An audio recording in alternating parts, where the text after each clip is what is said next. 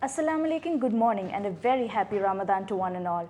My name is Dr. Aisha Nilofer and today I'll be hosting the third of the 10 webinar series Healthy Ramadan hosted by ASTA volunteers. Due to COVID-19 last year, we have all adapted to a situation that is the new normal for us. ASTA volunteers have been at the forefront of this situation. Our efforts have reached around 2 million people in the form of PPE kits, medical camps and food rations. All this was possible because of ASTA and its volunteering family. So if you would like to lend a helping hand, you can register yourself at www.astavolunteers.com. As we all know, we are well into our second week of Ramadan, where spirits are high and spirituality at its peak. But more often than not, we neglect our health for fasting over more than 14 hours with a small window period to eat. So today, we have Dr. Ruhi, who will touch on the subject pregnancy and breastfeeding in Ramadan. Dr. Ruhi Mushtaq Sheikh is working as a specialist obstetric and gynecologist in ASTA Clinic, Sheikh Zayed Road, Dubai. She has an extensive clinical and academic experience for over 13 years in India. She has a wide range of experience in high-risk obstetrics, general gynecology, infertility, contraception, pre-malignant and malignant conditions, prenatal screening and counseling, pelvic obstetric ultrasonography, and colposcopy. She has versatile surgical skills in thousands of abdominal and vaginal hysterectomies, cesarean sections, exploratory laparotomy, diagnostic hysteroscopy and laparoscopy, just to name a few. Today we have Dr. Ruhi, who will throw light on the topic of pregnancy and breastfeeding in Ramadan. I'd also like to remind the viewers that the chat box is open in case you have any doubts so that we can help you with. So without further ado, hi Dr. Ruhi, how are you feeling today? Hello. So could you give us a few introduction on what we are about to speak today? Assalamu alaikum wa rahmatullahi wa barakatuhu. Good morning everyone. I'm Dr. Ruhi Sheikh from ASTA Clinic, Sheikh Zayed Road, Dubai. I would like to wish everyone a very happy Ramadan Kareem. As we all know, Ramadan is a month of joy and celebrations. Muslims fast from sunrise to sunset throughout the whole month of Ramadan. The hours of fasting may last from 12 to 20 hours depending on whether the Ramadan falls in summer or winter and also the part of the world that you live in. It is not usually seen as an hindrance or hardship. Rather, it is seen as a privilege that one is lucky and healthy enough to fast throughout the whole month of Ramadan. Ramadan fasting is an obligation on all Muslims and missed periods of fasting should be made at a later date. Now for our pregnant and breastfeeding mothers, it has been observed that 90% of the Muslim pregnant and breastfeeding mothers partake in Ramadan fasting, at least for a part of the month, so as to share the cultural and the spiritual experience with their families. Ramadan, today I would like to discuss about fasting during Ramadan for pregnant and breastfeeding ladies, which is an important and concerning topic. Because pregnant and breastfeeding mothers have many queries, fears, doubts such as, is Ramadan fasting obligatory? Will it harm my baby? What precautions do I need to take? And many more. I hope we'll be able to give justice to the topic today. All right, so let's start from the top. So do you think a pregnant woman need to fast in the first place? Allah subhanahu wa ta'ala says in Holy Quran, O you who believe, fasting has been prescribed to you as it was prescribed to those before you, so that you can attain taqwa. Allah subhanahu wa ta'ala also says in Holy Quran, if a person is ill or traveling, he can make up his prescribed periods of days of fasting later on. So many Islamic scholars believe that pregnant and breastfeeding mothers come under the category of those who are ill. Hence, they can abstain from fasting. So, here I would like to mention about a study which was published in our medical journal, which said that 60% of the Muslim pregnant and breastfeeding mothers felt that Ramzan fasting is obligatory even during pregnancy and breastfeeding. It's not like that. Allah subhanahu wa ta'ala has given permission to pregnant and breastfeeding mothers to opt out of fasting if they think that fasting will cause harm to their health or to the health of their baby.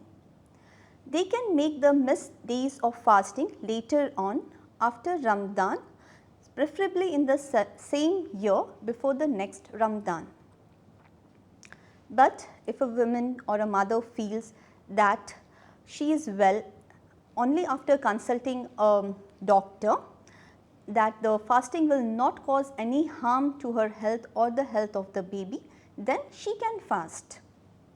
Alright, so now that we have heard the religious and the spiritual side of fasting for pregnant women, what does the medical science have to say with it? Well, pregnancy is a very critical time for the growth of the baby. Scientifically, that is from an obstetrical point of view, exposure to restricted or suboptimal diet leads to damages the fetal development. That is, it leads to low birth weight babies and preterm deliveries. Now, the average birth weight is 2500 grams. If the weight of the baby at birth is less than 2500 grams, it is known as a low birth weight baby. And preterm deliveries is where the mother delivers before 37 weeks, or in general term before the onset of the 9th month of pregnancy. So, it has been observed that those babies who are low birth weight have more risk of cardiovascular diseases, obesity and diabetes in later life. It has also been seen that if the pregnant lady is anemic and if she fasts, then the anemia may get aggravated and it may also affect the baby, that the baby may also become anemic before in the first year of the life itself. So, seeing all these scenarios, many studies were conducted to see what is the impact of Ramadan fasting in pregnant and breastfeeding mothers on the health of the baby. But the results are very controversial, because some studies suggested that it is safe to fast during the second trimester, that is between 4th, 5th and 6th month, whereas some studies suggested that it is safe to fast in the first and the third trimester, whereas the second trimester is very crucial. So, I think more research is needed to study what is the impact of Ramadan fasting on the health of the baby. But here I would like to mention about a study of some of the studies which showed that in healthy mothers with a normal body mass index with the proper nutrition, Ramzan fasting does not cause any damage to the health of the baby. Alright, so now that we have covered that, we have a lot of pregnant mothers coming to our clinics. So they most probably will be wondering what are the signs to look out for, what are the factors that can influence their decision whether to fast or not. So what do you think it would be? Yes, here I would like to mention a very interesting study which was conducted and published in the British Medical Journal of Pregnancy and Childbirth. As a part of it, the perception of pregnant and breastfeeding mothers with relation to fasting was studied. And it was observed that majority, that is 60% of the women observed Ramzan fast because they did not want to fast after Ramadan. 20% of them observed fast because they thought that fasting is obligatory. 15% thought that Ramadan fasting does not affect the health of the baby. Now, this decision is not as simple as this.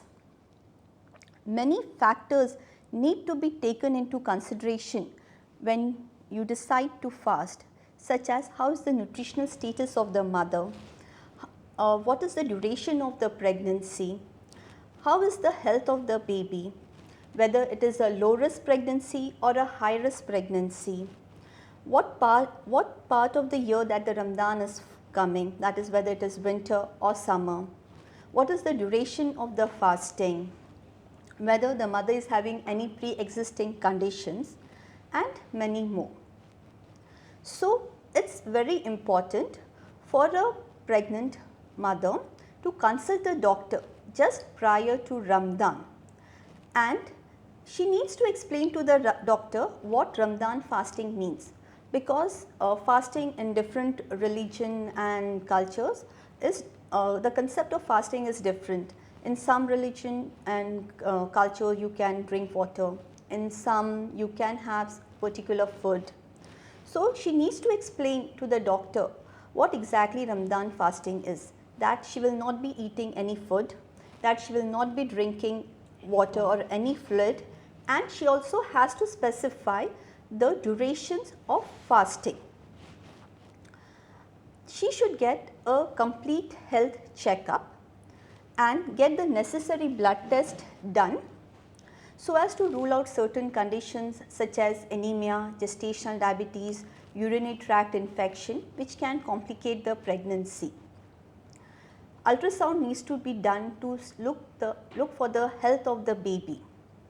Now, if all the tests are fine and the doctor gives an approval for fasting, then she can decide to fast. Here I would like to also suggest that she can also think of fasting for a few days, if not throughout the whole month of Ramadan, that is fasting on alternate days or fasting on weekends, so as to make it more manageable. All right. Could you also give specifically some advices to pregnant mothers who decide to fast? Yes, here I would like to say the first and the foremost thing is, prior to Ramadan, consult your doctor and get a complete health checkup. Second is, pregnancy is a point where we need to focus on the growth of the baby. You should provide enough nutrition to the baby for the brain and the body development, where the maternal stores need to be developed for further breastfeeding. So, if you drastically change the eating habits, it can lead to nutritional deficiencies and health problems in the mother as well as the baby. I have a close friend who was pregnant, and she consulted her dietitian and she had prepared a diet plan so that she can use it while fasting during the month of Ramadan. So, I think it is a good advice to meet your dietitian and get a diet plan based on your body mass index, which you can use during the month of Ramadan. After this, I would like to say the most important thing is hydrate adequately and eat wisely. Have a proper balanced nutritious diet in your suhoor and your iftar meal. Do not overeat or undereat. Small and frequent meals, which should be paced between iftar and suhoor, are ideal for the pregnant women. Yes, and they need to take proper rest throughout the whole month of Ramadan. Have, if possible, have 6 to 8 hours of sleep at night. They should also remember to take their supplements, that is iron, calcium, vitamin and folic acid. The next most important point is, look out for the warning signs of dehydration, decreased fetal movements and preterm labor, which we will discuss later on. And if they experience any of these symptoms, then they should be willing to break the fast and consult the doctor immediately. All right.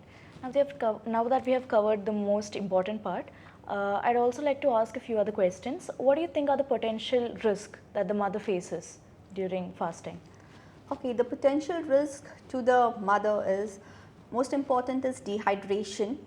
The other thing is tiredness, lethargy, low blood glucose levels, nausea, vomiting, heartburn, constipation, urinary tract infection and also emotional changes. All right. And what about the baby, the fetus? Baby, there are chances of decreased fetal movements, small size baby at birth, or the amniotic fluid around the baby may be decreased. Diet. All right. At this time, I'd like to take the opportunity to remind everyone the chat box is open. So, in case you have any doubts or queries, you can always drop in. And this show is hosted by Astro Volunteers. So, if any of you would like to register yourself as a volunteer, you can register yourself at www.astrovolunteers.com.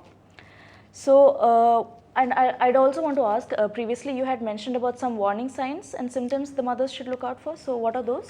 Yeah, before that, I would like to tell about the diet that the mother needs to follow. All right. Okay, the thing is, the most important thing in diet is hydration. They should consume about 8 to 10 glasses of fluid in a day between iftar to suhoor. Okay, this fluid can be in any form such as milk, water, or any other soups that they like. They can also think of consuming food which are high in fluid content, such as fruits such as watermelon, vegetables, porridges, etc. The next important thing is diet. So, for the suhoor, they can consume, in a scientific term, complex carbohydrates and high fiber diet which release energy slowly. So, what does they include? They include whole wheat chapati, whole wheat bread, brown rice, oats, barley. They can also include vegetables, dates, figs, dried apricots, etc. They can consume low fat milk, laban or yogurt as well. As we all know, tea and coffee contain caffeine, which may cause you to pass more urine, which will take the essential minerals from your body, which you may need throughout the day. So, if possible, avoid consuming too much of tea or coffee.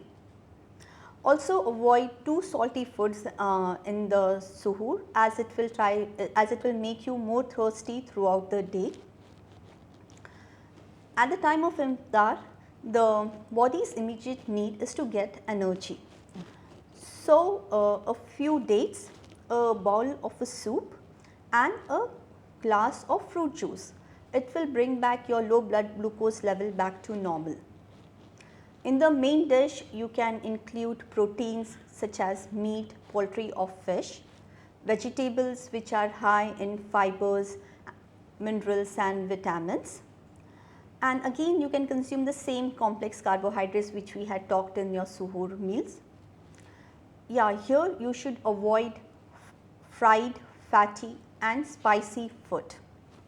Also try to avoid sweets and all the food which are high in sugar content.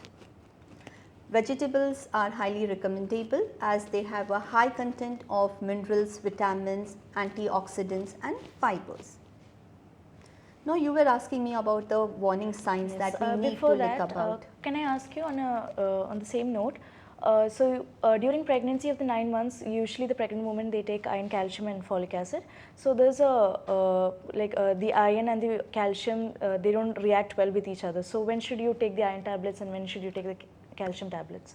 Iftar or suhoor? Yeah, they can take the iron tablets in the iftar at least 1 to 2 hours after your iftar meals, because that will help in the absorption of the iron, and they can consume the calcium tablet supplements in the suhoor meals. All right. Okay, so this will help in better absorption of iron and calcium. All right. So can you tell us about the warning signs the mother should be required to know? Yeah, the major concern during fasting is dehydration. So if a mother is fasting and the Ramadan falls during summer, the mother should look out for the signs of dehydration. It is especially needed for the safety of the baby. Feeling thirsty or passing dark high colored urine, these are the early signs of dehydration. The other signs include dizziness, feeling faintness, weakness, dry mouth, passing very small amount of urine, a state of confusion. So if a mother experiences any of these signs, she should first rest And even after resting, if she feels if the symptoms do not disappear, then she should be ready to break the fast. She can break the fast with a sweet drink and a salty snack. So this will replace the salt, sugar and fluid, and she should consult the doctor immediately. The other thing is the mother needs to take care of is the fetal movements. Now usually in all our pregnant ladies during the last 3 months, we advise them to keep a daily fetal movement count. So in this, the mother lies in her left lateral position and she counts the movement of the babies in the first 2 hours. Usually there should be minimum 10 movements in 2 hours. So this is known as the daily fetal movement count, which all the pregnant ladies follow, especially in their 9th month of pregnancy.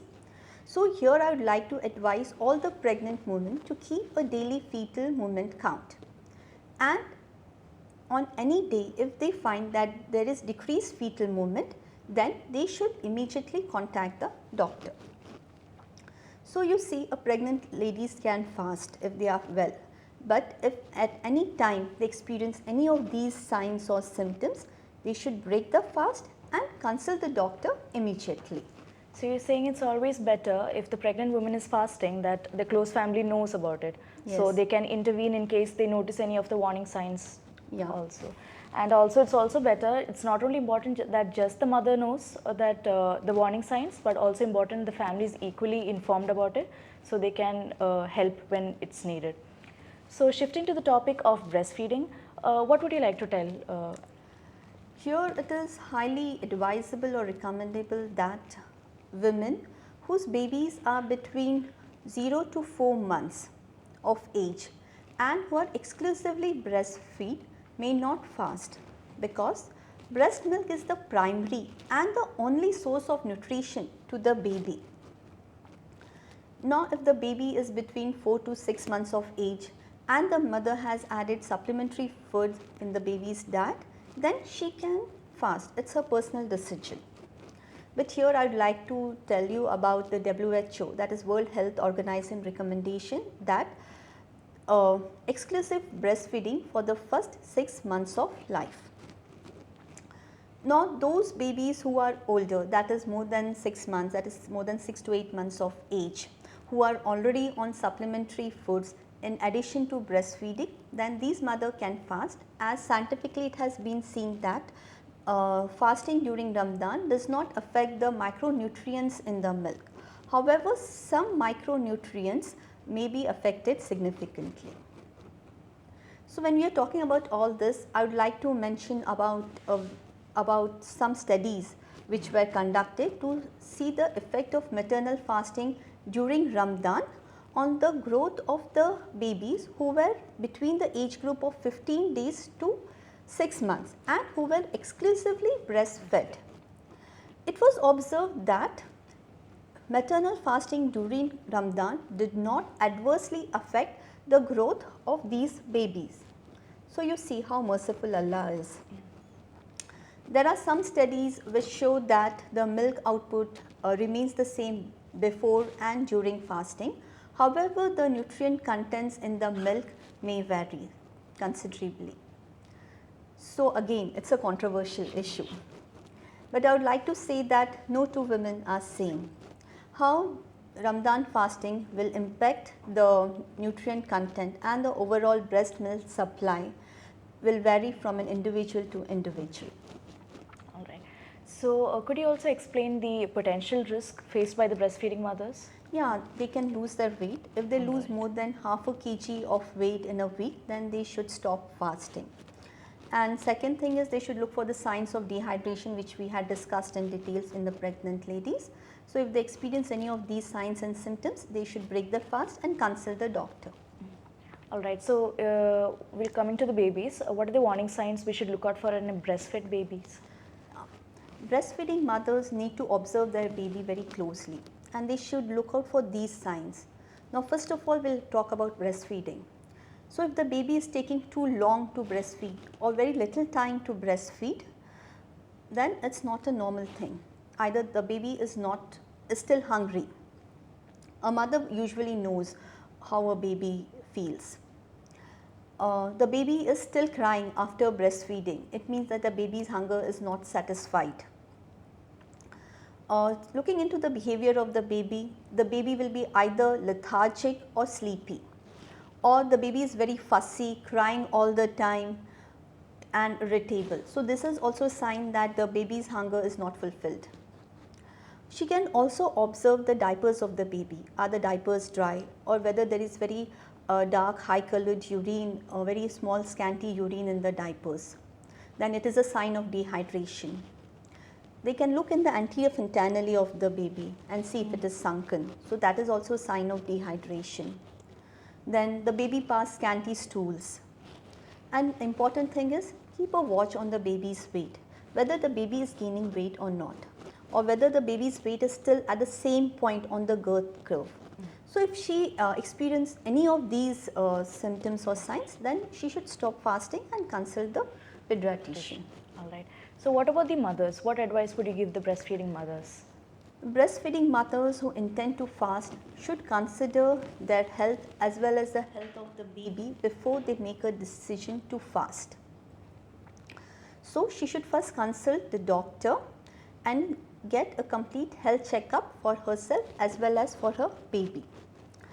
She can ask the doctor for some medications which boost the milk supply, which she can use during the fasting. Another thing is, working mothers usually express their milk and refrigerate it so that they can use it at a later date. So nursing mothers who intend to fast, a few days prior to Ramadan or 1 month prior to Ramadan, they can pump the milk in between the breastfeeding or after the breastfeed and refrigerate it. They can use this expressed milk just before iftar for feeding the baby. I think that is also a good idea. And they can also include foods which stimulate the breast milk supply, such as oats, sesame seeds, nuts and asparagus, fenugreek and many more. Coming to hydration, yes, hydrate adequately. Consume minimum 2 to 3 liters of water between iftar to sahur. And eat wisely, as I said you previously. Eat a proper, nutritious and a balanced diet, both in your iftar and your suhoor meals. Rest adequately throughout the month of Ramzan. Try to get 6 to 8 hours of sleep at night if possible. Take your supplementations as we had discussed earlier. Keep a watch on the baby, that is also very important, whether the baby is gaining weight or not. Keep a watch on the diapers of the baby. And prior to Ramadan, she can fill up all the household stores by shopping and doing the course, so that she does not get exhausted during the month of Ramadan. She should avoid going out in the sun. Okay. I'd also like to add, in Aster we have extensive training for mother and babies, where they include all preconceptual screening as well as postnatal care. So if you have more doubt, you can always contact Aster Hospital. So in conclusion, I'd like to say that when you analyze the ratio between the benefit and the risk, it's a gray area. It's not exactly white or it's not exactly black either. So your advice mostly would be to consult the doctor prior. So I'd like to conclude the answer to the question whether to fast or not during the month of Ramzan varies from women to women. So she should first consult the doctor and evaluate her health to determine whether fasting is safe for her baby and for her own health, and then and only then make a decision to fast. And when she is fasting, if she feels unwell at any time, she should be ready to break the fast and consult the doctor. So we needn't need to choose between spirituality or health when God has given such a permission to opt out of fasting. All right. So that comes to a conclusion. We at Aster would like to thank Dr. Ruhi for spending her time and sharing her invaluable information on the subject. Previously, I really wanted to tell you that was an extensive list of achievements. Congratulations. Thank you. So could you tell us where to reach you further? Yeah, I'm in Aster Clinic, Sheikh Zayed Road, Dubai. So you can always contact me there. All right. So please feel free to share this video. We have previously covered topics on COVID-19, diabetes, anemia. You can always search us on YouTube or Facebook. If you'd like to join as an ASTO volunteer, you can register yourself at www.astovolunteer.com. So thank you, Dr. Ruhi, once again, and thank you, viewers, for your support. We wish you a happy, healthy, and blessed Ramadan. So this is Dr. Ruhi and Dr. Aisha signing off. Yeah, happy Ramadan to everyone.